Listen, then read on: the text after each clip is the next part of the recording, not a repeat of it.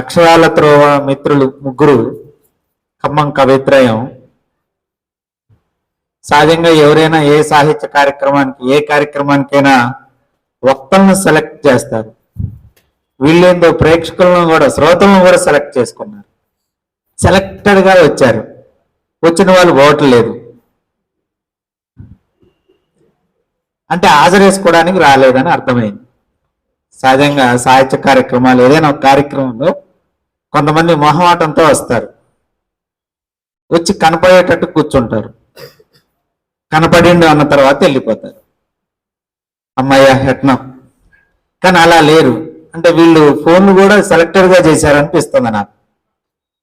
ఈ కార్యక్రమం ఉన్నది అని తెలియపరిచింది కూడా సెలెక్టెడ్.